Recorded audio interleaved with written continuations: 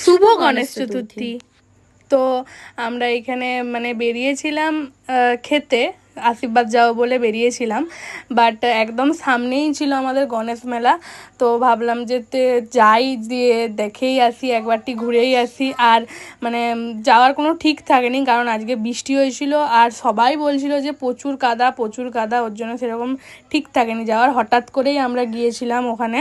তো আজকে তো গণেশ পূজা, সেই উপলক্ষে তো মানে একটু গণেশ মেলা তো হচ্ছেই, রমা তো সবই বলেছে।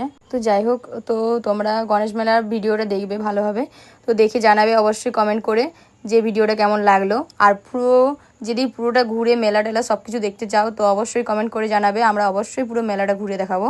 তো যাই হোক, ঠাকুরের কাছে আমরা চলে এসেছি। ঠাকুরটাও খুব সুন্দর হয়েছিল এবছর, আবার ও মানে অন্যরকম একটু করার চেষ্টা করেছিল। এই পাশে শিব ছিল, এদিকে দুর্গা ছিল, খুব সুন্দরভাবে ছিল।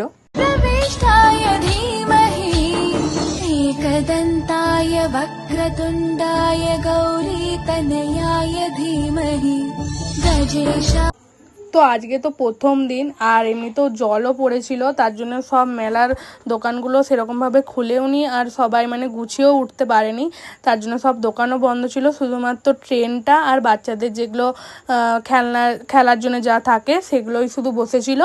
দিয়ে এখানে আমরা চলে এসেছিলাম একটু সাংস্কৃতিক অনুষ্ঠান দেখতে, গান হচ্ছিল এখানে।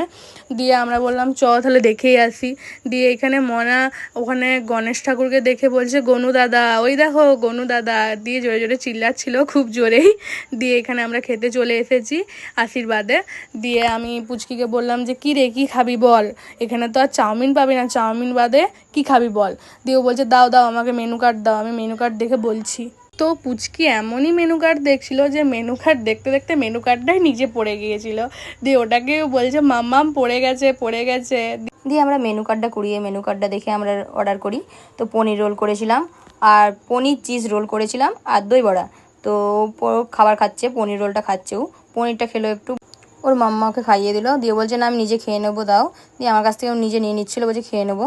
দিয়ে আমি বলছি না পড়ে যাবে, নিজে খেতে নেই। দিয়ে আমি একটু খাইয়ে দিচ্ছিলাম। তো যাই হোক, ও সেটা খাচ্ছিলো। দিয়ে আমি ওর কাছ থেকে একটু বললাম ছাড় তুই, এরপরে আমি একটু খাই, দেখি কেমন টেস্ট হয়েছে। দিয়ে যাই হোক, টেস্টটা খুব সুন্দর হয়েছিল। তারপরে আমরা ওটা খাওয়ার পর আবার অর্ডার করেছিলাম পাপড়ি চাট, সেটা রমা নিয়ে এলো, সব কিছুই রমাই নিয়ে এসছে। যাই হোক, তো আমি বলছি পাপড়ি চাট যেহেতু, চাট মানে চেটে দেখ একটু। দিয়ে দিদি বলছে চেটে পরে দেখবো, আগে খেয়ে নিই আগে পাঁপড়টা।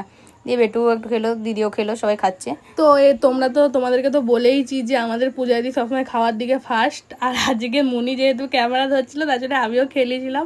দিয়ে মুনিকে তাই আমি বলছি মুনি তুই এবারে চেটে দেখ কিরকম লাগছে খেতে। তো ভিডিওটা কেমন হয়েছে অবশ্যই জানাবে। এখানে ভিডিওটা শেষ করছি। তো সবাই কমেন্ট বক্সে গণপতি বাপ্পা মোরিয়া লিখে দিও।